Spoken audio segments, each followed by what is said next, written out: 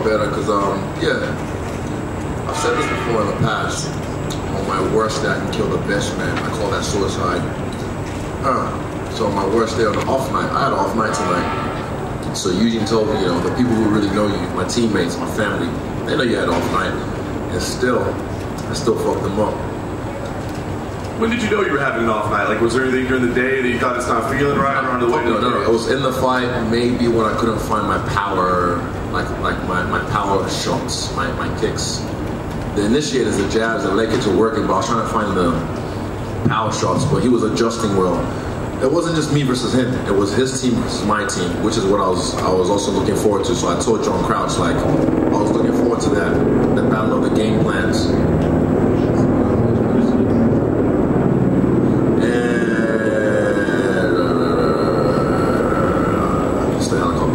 And yeah, so I was just looking forward to John Crouch versus Eugene Behrman, and they were adjusting well each round. I could hear them even talking what they were saying. I was like, okay. But yeah, he's a formidable fighter. I've called this ages ago, and he showed it tonight. Like you said, you were looking forward to this fight for a long time, so I guess what did surprise you in there tonight? You know, you praised his game plan. What played out differently than you thought it would? Played out differently. Yeah, his adjustments to what I was doing. Because I go ahead, I go to his body, I go to his legs, I go to his legs, and it adjusts and get away from my power. But I was able to get away from his as well. Still win, still title defense, but there were some 6 title defense on my worst night, and still. There were boos at the end, you know. I'm just curious, does that affect you at all? They've been here since 3 p.m. They're all drunk. They don't know what real fighting is or real finesse. I've said this, look, the greats, they all get to this point. I've seen it when I was just a fan, still a fan. Anderson Silva, GSP, I remember fights would be like, that was a fucking fantastic fight. And the same thing, people would just boo them. GSP, one of the fucking GOATs, and people would just boo him. I'm like, what the fuck are you guys watching? You dumb fucks. Ali, Floyd Mayweather, the same thing. You get to this point where it's like, you're so great, people just want to see you fall, you know? They just want to see you fall, no matter what. And if it's not like a show-out spectacular performance, then it's like, he's not even that good. But trust, like, Jared knows I'm a good fighter. He knows I'm a great fighter, and I gave him the same credit as well. Last thing for me, you know, you've been saying Alex Bejeda, that's the next fight. I guess, did you see his performance tonight? What'd you think about it? And I guess, how soon do you think you'd like to line up that fight if that is indeed the next one? That's the next fight. I saw his fight. It was a good fight, but Sean Strickland should have focused on his job like I told him to. Soon, how soon? We'll find out. You know, people are saying, "Oh, criticising you for your fighting style," but at the end of the day, it seems like your opponent's getting there and kind of frees up in front of you. I'm curious, what do you think makes him do that? Is it the sense of scale of the fight itself? Is it your movement? What exactly makes these guys sort of slow down in front of you? A mixture of all. I felt like the moment got to him, but he picked himself back up. I'll give it to him.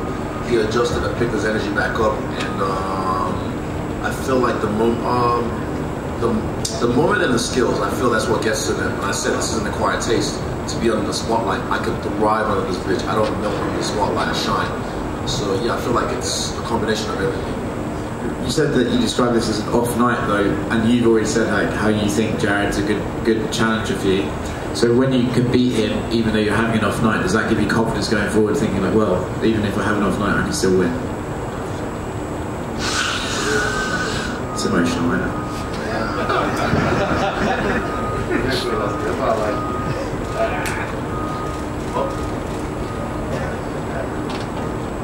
Thanks, Ed.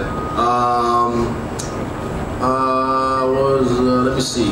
Gives me confidence going forward. Yeah, I like the story. Like I've said this is my life is a movie. My life is an anime. Whatever. Like I'm facing a guy who's beat me in kickboxing, and now he's still chasing me because he knows I'm the king, and he wants to try and get that away from me.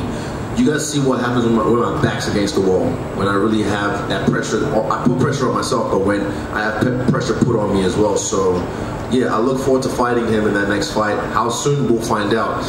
I need a bourbon and maybe a couple of shots, and I'll see how I'm feeling first. Israel, just going off. Sorry.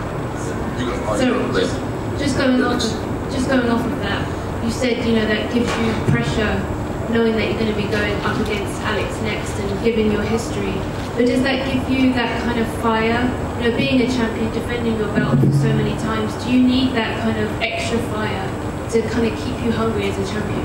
No, really. I was very hungry for this fight. I felt like this camp, you can ask Eugene, this camp was great. Even better than the last camp, because he asked me at the beginning of this camp, how are you going to make it better than the last one? But I don't feel like I need it. I'm just taking, you know, tick, tick, tick, tick, 6 title defenses, and still on my worst night. So the next one, it's something interesting for me. Someone I fought before in a different code, and I get to show him what MMA is about, what mixed martial arts is about. And of course, you had a lot of respect for Jared going into this one. Yeah. What was the conversation like between you two, you know, after the fight? I saw you both kind of... What did I said, like, we're just showing respect. Like, we're 2 fighters and showing respect because we're both on here trying to put food on the table, set our families up. Yeah, and I just said, you know, I didn't like the speech of him saying, oh, I was broke, you know, after one of his fights, his recent fights. And I was like, I hope your management got you sorted for this fight. I hope they push for more money for him for this fight. Like I said, you guys are asking me, what am I doing for these fighters, for fighter pay, whatnot? I'm giving people opportunities. You know, I'm giving people opportunities to raise their pay, raise the bar. And also, yeah, so it was just me and him showing appreciation, and yeah, that was it. And then just final one from me, John Jones came out on Twitter. Fuck John Jones. Fuck John. I don't want to hear about that bitch. What are you going to talk about my nails for? He's just jealous and insecure as a fuckboy. He could never rock shit like this. He's a bitch. And also he said that he was back. Fuck him. I don't really give a fuck what he thinks. Yeah, next. Okay, thank you. I have to ask you about your entrance. I was obviously with the Undertaker urn, the hat, the music. How did you get all that approved? And I know you said you were feeling dark all week, so was that just your theme? It just works. I don't know, like the theme for me. I'm an artist. It just works. I didn't plan on Vince and the Triple H and them being here. On Tuesday, I was chilling. Okay, so Wednesday nights when we wrestle, towards the end of the rounds, 12 rounds, towards the end, the last 3-4 rounds, I'll chalk on my playlist from YouTube, WWE Attitude, from the Attitude era. I have like 20 different tracks from superstars I admire, and that would get me in that zone, and the Undertaker's theme was one of them.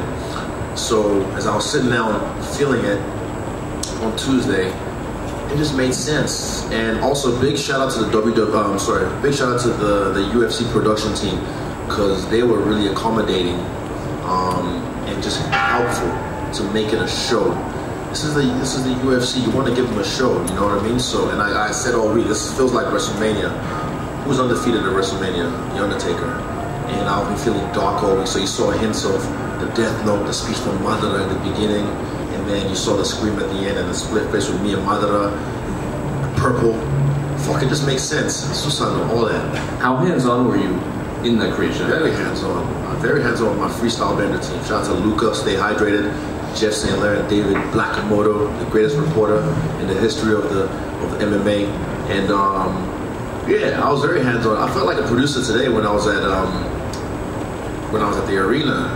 So I was speaking. Was it Jimmy? Fuck. Excuse me if I forgot his name. I think it was Jimmy. I was talking to him and just walked through, and then having a look on the screen, seeing what it looked like from TV, seeing what it looked like in the arena, and they were so accommodating, which was really cool. And I appreciate that, because again, I like to put on a show, I like to entertain, and I did just that. What's your favorite Undertaker match? Fuck. Him and Mick Foley is the first one that comes to mind, and I think Mick Foley might have broken his neck. Hell in the Cell. Hell in the Cell, off the top rope. That's the first one. He jumped off the stretcher to run back. Yeah, fucking crazy, man. Good times. You had talked about giving paydays for other fighters and helping them improve their situation. But what about for yourself? Because you know now you set yourself up to fight Alex, and the drama that's going to come. Hey, I'm telling you, I said Sean or Alex is big money fights. Yeah. They either big money fights. And yeah, I look forward to this one. And my boy Timbo, he knows what's going on, so we're gonna work. And me and the UFC, we have a good relationship. I like working with them. And you know, I've said this already. Rising tides lifts all the ships. Well, Rome wasn't built in a day, so it's a step-by-step process. And I even asked Jared after the fight. I told him, I was like, you know, and he's like, yeah, I gotta look after him. He's like, good. He's gonna keep that going. His management company, if they're smart, they'll keep pushing because he's a great fighter. You know, I'm saying he's a good fighter, but he's a great fighter and a cool dude as well. Is there pressure on you in a night like this because you're a 5-1 favorite or better than 5-1 favorite to win, and you know you've got this Pereira fight coming up that will be your big performance, your big night? Does that put a little more pressure on you when everybody's expecting you to blow him out? Not really. I wasn't focused on the odds. I didn't even know what the odds said. Oh, shout out to Drizzy. I don't know what he won, but yeah, what fucking curse. You guys are, not you guys, but anyone who's so stupid. I don't post shit, but like, was it the Vittori fight? Me and Drizzy was going back and forth fight week talking, and after the fight was going back and forth in the DMs talking as well. So I don't know, people will curse. And also the green shorts, another curse. I've broken all the curses. I've broken, the Drake curse now. So stupid. I've broken the shorts curse, because apparently I changed my shorts from black and gold. EA cover curse, I've broken that. Embedded haircut curse. Whatever fucking more curse. You're so stupid, you fucking cunts. Sometimes, all of you online, as soon as that video came out, all the comments were just curse. And I feel like they don't even believe it. They just say it to try and get likes, to try and get like the thumbs up, because they're doing it for likes. But yeah, I just remember. So shout out to Drake for betting $1 million on me, and yeah, I'll see you on OVO weekend. Hi, Izzy, over here to your right. Luke Rockhold told MMA Junkie that I'm the only one that can beat Israel Adesanya. What's your response to that? Everyone thinks that. Follow-up question: are you gonna be celebrating with Volkanovski tonight? Fuck yeah! Oh, shout out to my guy Alexander Volkanovski. Just inspiring, fucking inspiring. Like I had a 5-0 shutout, but his was way cooler and more impressive. You know, like I said, I had an off night, but he was fucking on. Ooh, and when he's on from the first round. He's like talking to Max. Also, I said, shout out to Max Holloway. I'm a big fan. The guy's a cool dude, man. I've seen him around all week. He and his team are always really respectful, you know. But this is what we do. We go to war, and afterwards we show respect. So it's my team against his team. But when it was in there and it was going down, even yesterday at the weigh-ins when they were like barking, you know, I was just like, yeah. I held the line with Alex back there. I was holding the line. But again, we're different, and Alex is fucking different, bro. You guys don't understand. He inspires me the way he fucking works. When he came over to CKB this camp, I knew the bar was gonna get raised, and he fucking raised the bar, man. Fucking beautiful. Oh, beautiful. Izzy, when you say you had an off night, like when do you know that that's happening? Is it something that you knew before you even got in the cage? Is it something? Not before the cage. I mean, it was probably 4th round, but it wasn't something I like dwelled on, like, oh, I'm having an off night. Afterwards, I look at the performance from my first person perspective, and I'm like, I have an off night. And usually was the first one to tell me, because they know. When you know your people, excuse me, hiccups. Water, please. Sorry.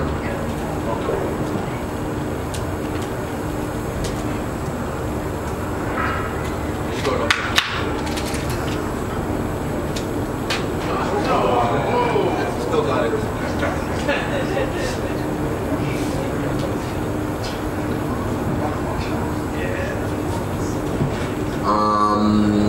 Off night. Yeah. So my people who actually know me and love me, train with me, they know what I can do when I'm on, they see it. But again, like I said, I can kill the best man on my worst day.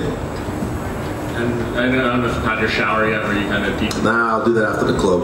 I got obligations to do. I'd rather just go to bed, but they're gonna pay me lots of money to go drink and party, so I gotta go do that. Fucking hell, it's just such a drink.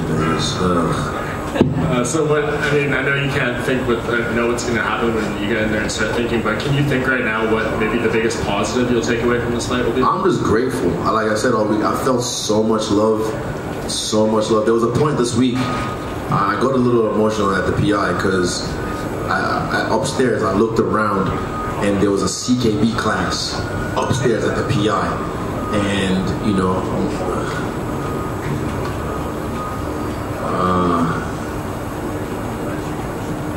give me a second. Like my brother, we've talked about this. I don't like to harp on about it, like for you guys, because not for this, but I'm harping on about it because there's injustice. The guy who killed Falvake, he's getting 18 months and he's gonna be out earlier than that. So it's like, what the fuck? But there was a moment I had when I was looking around the class and seeing everyone just like training for my team. There was a lot of Kiwis and a bunch of Aussies as well. And I just felt emotional, and I just ran to the back of the PI, and I just kind of had a moment to myself, because I wished he was here, just doing this shit with us. But I know he's looking down on us, inspired, and I know he's looking down on us, protecting us, along with VDK, Monu, Praveen, Pati,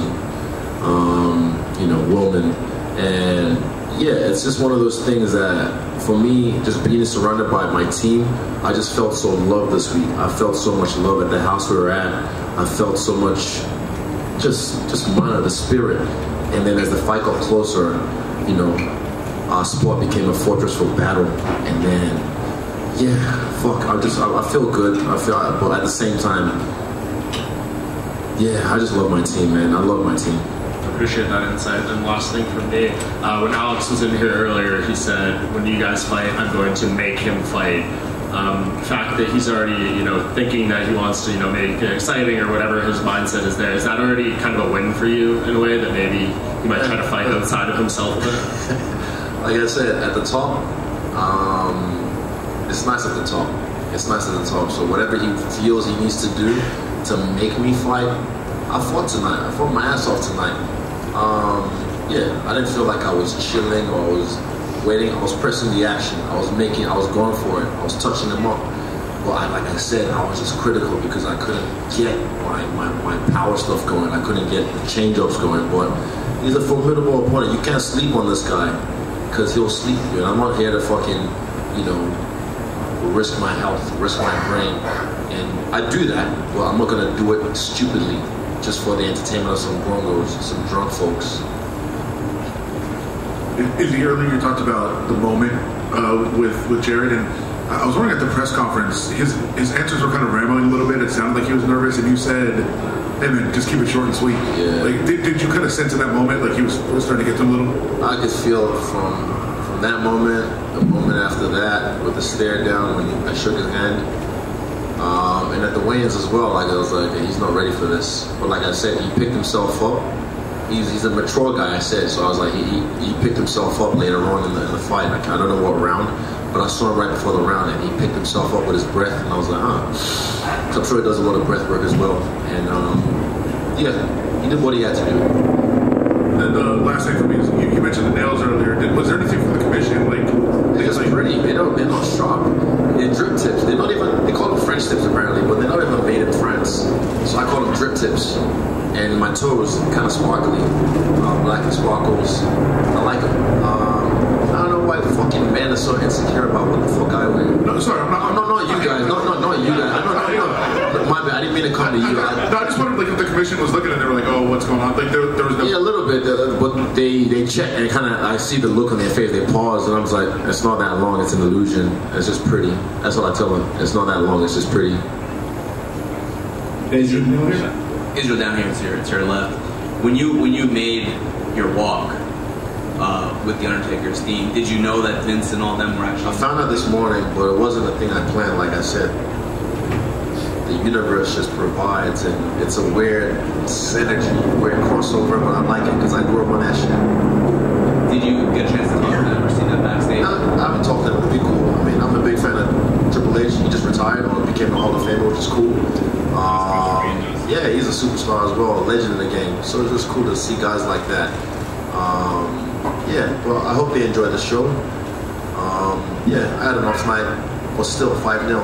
Crazy, isn't it? Alex won tonight. You won tonight. Kai is fighting in a few weeks. Could be 3 champions from City Kickboxing. Crazy. And with no government funding as well, no government backing like the national rugby or netball team or cricket team or national football team. And yet here we are, this little island and a little sport in the world. 3 champions in the biggest combat sports league on the fucking planet right now. How amazing is that? We have the people of New Zealand. They're the ones that back us, and we back ourselves. It's been a rough few years for you guys too. Yeah, with the fucking pandemic and teammates, all that stuff, and then they gaslighting us as well. Oh, we're not blocking you guys. Meanwhile, they're letting the Indian cricket team into the country and letting them quarantine. letting the All Blacks quarantine in their own little bubble, but they come to our bubble and break us up, hunting Dan, you know, while he's getting ready for his fight, you know, threatening to arrest him for what? For fucking training, you know, and then they're gaslighting us. So yeah, I don't do this for them anyway. They're the fucking bureaucrats. Fuck them. I do this for the people of the country, the people who support us as fighters. You know, that's who I do it for, and the people around the world who support me as well, regardless of nationality or wherever the fuck you come from. If you fuck with me, I fuck with you, and I appreciate you. What does it say about your team that you were able to, you know, overcome all that stuff and possibly have 3 champions in the UFC in a few weeks? The mana, the aura on our team is just unmatched. It's unmatched. John Anna keeps saying we're his favorite team in sports, and I keep thinking he's like just G'ing me up, but I'm my favorite team in sports. So yeah, and I believe him. Don't get me wrong, I believe him, and I appreciate that. But yeah, I love my team, man. Like I said, I just love my team, and I love the support I get from my team, and just we know us. We got us. That's it. Thanks, man. Here's in the middle. The Drake curse was broken in 2017. What fucking curse? I broke that shit last year. It was broken. Let me go. You know what? I'm gonna post it on Twitter. Let me do it right now, actually. Let me do it right now. I'm gonna do something real quick. Hold up. Actually, I'll do it after, just because I wanna get this over with. I'll do it after. I was gonna say it was broken in 2017 with the Warriors allegedly, but he is 0-2 in big MMA bets recently. How good does it feel to get the win for him? And to answer your question, he won approximately, depending on when he made the bet, around 250K. Nice.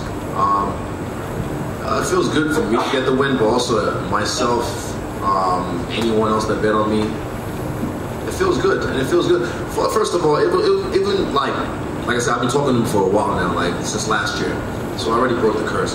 But to get that call from him while I was cutting weight, and then to be like, you guys, you'll have an album, I don't know what you listen to, whatever you have on repeat sometimes, or a track you have on repeat. This guy, his albums are like, it's 3 of them that are like timestamps for my life. Like moments of my life where I'm like, if I hear that track or that album, I'm like, I remember where I was at in my life at that stage.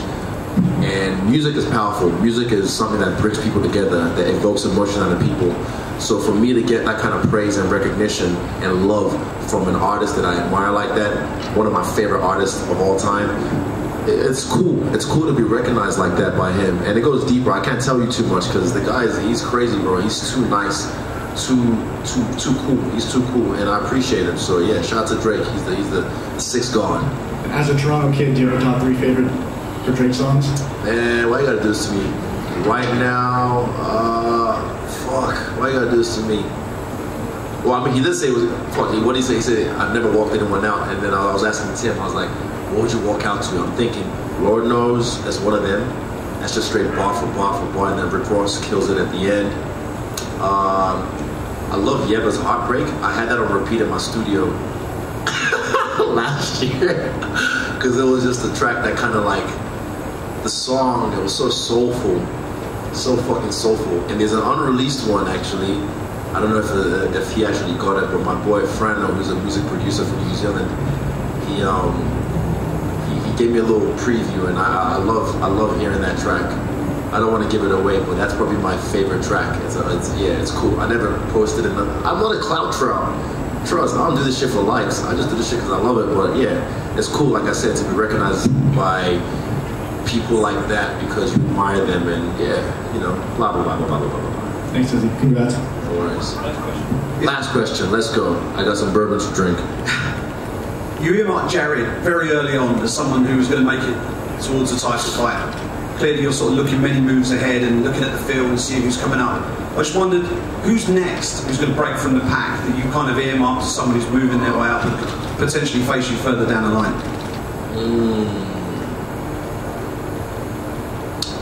That's a good question, but I don't want to give away the answer. That's a good question. I appreciate that, but I don't want to give away the answer because there's a lot of killers right now coming up in middleweight as well. I see a couple of them. I'm like, okay, all right. Let's see what you have. Let's see what you bring. But yeah, I'm watching. I'm steady watching, and yeah, my people are watching as well. So they let me know if I miss something. So man, thank you. Thank you. I appreciate it. Oh, just something I want to say. You guys have a job to do, and I'm not criticizing you guys in particular. I kind of am. But just remember this: I can do your job. I can do your job. You can never do my job. Just remember that. I can do your job. Trust me. I got a freestyle bender.